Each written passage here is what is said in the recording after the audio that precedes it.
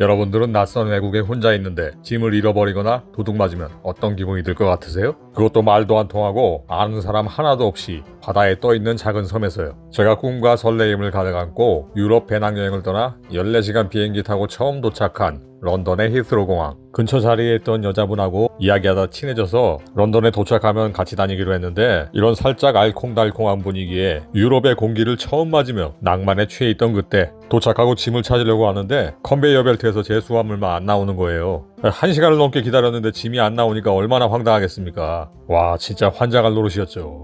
같이 있던 여자분이 기다려주다가 숙소랑 일정이 있으니까 먼저 가보라고 하고, 저는 공항 직원한테 가서 내 짐이 도착 안 했다 이 이야기를 하려고 하는데요. 순간 딱 머릿속에 떠오르는 단어가 애플, 엘리펀트, I am a boy 뭐 이런 거예요. 입으로 말을 해야 되는데 말이 안 나와요. 딱 막혀서. 아마 해외 처음 나갔을 때 사고가 생기거나 곤란한 일 겪은 분들 아마 제 심정 10분 이해하실 겁니다. 미치겠는 거예요. 짐을 잃어버렸다고 해야 되는데 머릿속에는 중학교 1학년 때 나오는 Watch out, Mr. Squirrel 이런 거나 생각나고, 당시 공항에 한국어를 별도로 하는 직원이 있는 것도 아니고 계속 어버버거리고 있으니까 이런 상황을 많이 봤는지 공항 직원이 먼저 물어봐 주더라고요. 짐 잃어버렸냐고. 그래서 분실 신고서 쓰고 자기네들이 조회해 본다고 기다리라고 했는데 한 2시간 정도 기다리니까 제 캐리어랑 짐이 아르헨티나에 가 있대요. 어쩌란 말이냐. 이거 말고 무슨 표현이 있겠습니까? 최소한 3-4일 걸리니까 도착하면 연락 주겠다고. 제가 비행기에 들고 탄 작은 가방에는 셔츠 한 벌, 바지 한 벌, 지도, 가이드북, 돈, 카메라 이것뿐인데 갈아입을 속옷이라도 사야 되는데 6시가 넘어가지고 다 문 닫았고, 다행히 헤매고 있다가 교민을 한 분 만나서 늦게까지 하는 잡화점을 찾아서 망정이었지.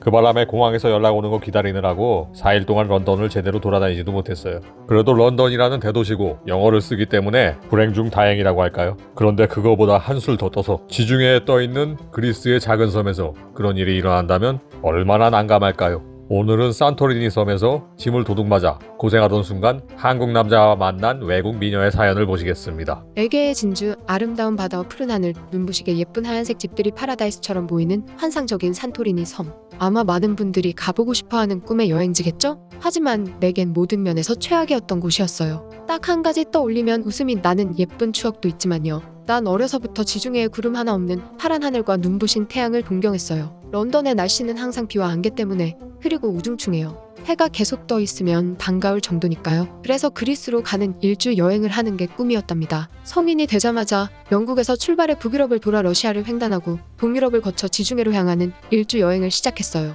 여자 혼자 하는 여행이라 상트페테르부르크에선 치근거리는 남자들 때문에 조금 위험한 상황도 있었고, 러시아에서 횡단 열차를 탈 때 감기에 걸려 고생도 하고 중간중간 곤란한 일이 좀 있긴 했지만요. 대부분은 멋지고 즐거운 경험이고 보람 있는 여행이었죠. 마침내 아테네의 피라우스 항에서 제 꿈의 여행지 산토리니 섬으로 가는 배를 탔어요. 7시간이 넘게 요동치는 배 속에서 배멀미 때문에 너무 힘들었고, 사람들은 시끄럽고 술에 취한 사람들도 보이고, 그래도 바다 상태가 안 좋아 결항되는 경우도 많다고 하니까 다행이라 생각하며 버텼고요. 드디어 산토리니 섬에 도착하고 하얀색 집들이 보일 때 내 마음은 동화 속 나라에 온 것 같았죠. 그런 생각은 배에서 내리자마자 깨졌습니다. 그곳을 벗어나려는데 거짓대들이 몰려와 내 가방을 잡고 마구 뒤지는 거예요. 유럽에서 보는 집시들과는 차원이 달랐죠. 난 쪼지려고 해도 주변을 지나가는 사람들은 낄낄 웃기나 할 뿐 도와주지 않는데, 어떤 동양인 남자가 날 도와 거지들을 쫓아줬어요. 그에게 고맙다는 인사를 하자 그는 숙소가 가까우면 같이 가주겠다고 했어요. 그렇게 항구에서 588개나 되는 계단을 올라가는데 아름다운 경치 같은 건 눈에 들어오지도 않고 너무 힘들었죠. 당나귀를 타고 가는 사람들도 있지만 당나귀가 불쌍해 보이기도 했어요. 다행히 그 남자랑 서로 여행지의 이야기를 주고받으며 올라가느라 지루하진 않았어요. 그는 한국 사람이고 런던 공항으로 와서 여행을 시작했다고 하니까 괜히 더 반가웠어요. 유럽을 여행하며 한국 사람들을 가끔 보긴 했지만 직접 오래 이야기한 건 그때가 처음이었죠. 계단을 다 올라오자 피라 마을 풍경이 눈에 들어왔고 그에게 정말 고맙다고 인사하며 숙소를 찾았죠. 그런데 예약한 숙소가 예약이 안 되어 있다고 하는 거예요. 이미 방은 다 찼고요. 나는 항의했지만 귀찮은 얼굴로 영어를 못 알아듣겠다는 듯이 손을 내젓고 있었죠. 너무 화가 났지만 어쩔 수 없이 그곳을 나왔어요. 당황해서 다른 숙소를 찾으러 다니다가 남은 돈이 얼마나 되는지 지갑을 꺼내 확인하고 있는데 몇 명이 달려와 내 지갑을 낚아채고 가방까지 들고 달아나 버렸어요. 난 또 작았지만 그들은 계획적인지 한 사람은 내게 돌을 던지고 다른 사람은 근처 골목으로, 가방을 가진 사람은 다른 골목으로 사라져 버렸죠. 주변에 분명 사람이 있었는데 도와달라고 소리쳐도 다들 모르는 척했어요. 너무 화가 나 눈물이 흘렀죠. 겨우 경찰서를 찾았지만 담당 직원은 순찰 중이니 내일 다시 오라더군요. 난 기절할 지경이었죠. 내 주머니엔 겨우 몇 유로의 현금만 있고 여행자 수표도 모두 도둑 맞았어요. 이런 사정을 설명해도 귀찮아하며 나중에 오라더군요. 눈앞이 캄캄해져 아무 생각 없이 걸으며 하염없이 울고 있었어요. 그런데 그때 어떤 남자가 말을 걸었어요. 계단을 함께 올라왔던 한국 남자였죠. 그는 왜 우느냐고, 무슨 일이냐고 물었죠. 나도 모르게 어린애처럼 더 큰 소리로 엉엉 울면서 그의 품에 안겼어요. 아무도 날 도와주지 않아서 서러웠던 마음에 한참이나 울다가 그에게 상황을 설명했어요. 그랬더니 그는 날 위로해주고 여기서는 해결할 수 없을 것 같으니까 우선 집에 전화를 하라고 했어요. 그는 흔쾌히 자기 숙소로 데리고 갔고 국제 전화를 쓰게 해준 덕분에 부모님에게 전화를 할 수 있었죠. 이제 어떻게 해야 하나 곤란해하고 있으니까 그가 여기서 함께 있다가 같이 산토리니 섬 관광을 하고 아테네로 가자고 했어요. 아테네에 가서 HSBC 같은 영국계 은행 지점을 찾아 송금받은 다음 비행기를 타고 런던으로 돌아가는 게 좋겠다고요. 짐도 전부 도둑 맞고 더 이상 여행은 불가능하니까 그의 말이 가장 좋은 해결책이었죠. 정말 너무너무 고마웠지만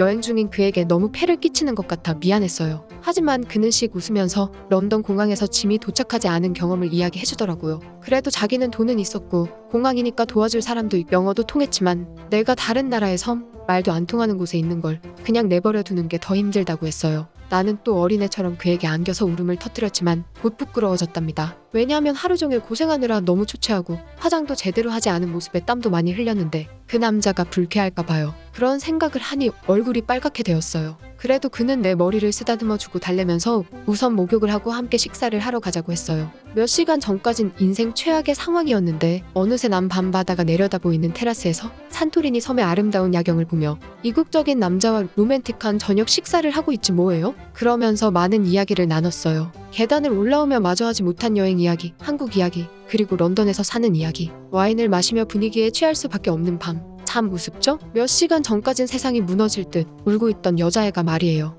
그렇게 우린 손을 잡고 야경을 보며 걷다가 함께 방에 돌아왔어요. 다음 날 그와 함께 더럽게 불친절하고 무관심한 경찰에게 분실 신고를 하고 산토리니 섬 이곳 저곳을 둘러왔어요. 길은 걷기도 힘들고 배설물 냄새 때문에 좀 불쾌했지만 그와 함께 이야기하면서 사진도 많이 찍었어요. 그가 런던에 돌아가면 사진을 보내주겠다고 했죠. 그날도 그 덕분에 즐거운 시간을 함께 보내고 다음날 배를 타고 아테네로 갔습니다. 영국계 은행에 가서 일을 처리한 후 그와 아테네 시내를 둘러보며 즐거운 시간을 보냈어요. 마음 같아선 나도 계속 여행을 하고 싶지만 그럴 수 없어서 아쉬웠어요. 그는 몇 개월 뒤 다시 런던으로 와서 히드로 공항을 통해 출국한다고 했고 우린 그때 다시 만나기로 약속했습니다. 날 도와준 그가 너무 고마워서 나도 보답을 하고 싶고 함께 찍은 사진을 꼭 보고 싶었으니까요. 그렇게 아테네 공항에서 다시 만날 약속을 하고 우린 작별 인사를 나눈 후 런던으로 돌아왔습니다. 하마터면 오도 가도 못하는 국제 미아가 될 뻔했던 최악의 여행지로 기억되는 산토리니 섬. 그때 그를 만나지 않았다면 난 어떻게 되었을까요? 런던에서 다시 그를 만날 때까진 계속 두근거림이 멈추지 않을 것 같아요.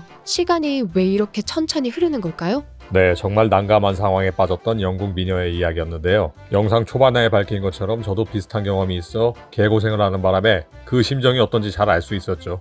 솔직히 망망대해 섬 한가운데서 거지꼴이 다 돼서 그 이쁜 여자가 울고 있는데 더구나 만났던 사람인데 그걸 어떻게 놔두고 지나가겠어요. 여러분도 다 그랬겠죠. 뭐 혹시나 아니 무슨 죄다 미녀야 뭐 이런 사람이 있을 수도 있겠지만 내 눈에 이뻐 보이고 귀여우면 나 미녀 아니에요? 그럼 무슨 상위 퍼센트 안에 속할 것 같다 이래야 되나요? 그러니까 그런 걸로 태클 걸지 마세요. 보석 같은 푸른 바다, 하얀색과 코발트 블루에 눈부신 하늘이 멋지게 조화된 천국같이 아름다운 풍경. 누구나 사진 혹은 영화 혹은 드라마, CF 이 환상적인 풍경에 넋을 잃고 바라보게 되는 아름다운 산토리니 섬의 경치. 근데 그뿐입니다.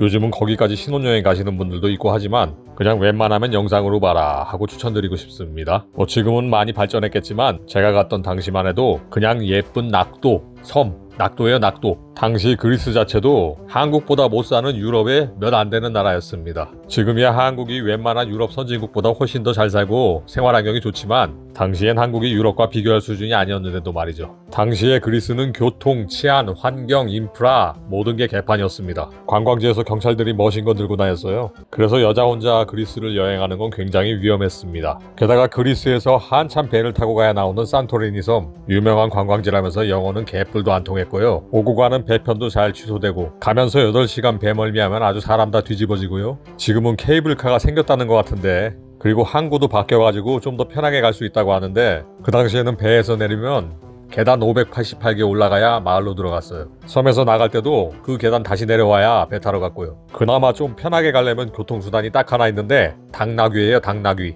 그거 타고 올라가는 거. 덕분에 그냥 걸어다니면 언제나 발밑을 조심해야 합니다. 곳곳에 당나귀 응가가 널려 있어요. 그 퀴퀴한 냄새에 계단, 환상 다 깨집니다. 그 높은 계단은 물론이고 섬 전체가 죄다 언덕 골목길이라서 걸어다니다 보면 진이 다 빠집니다.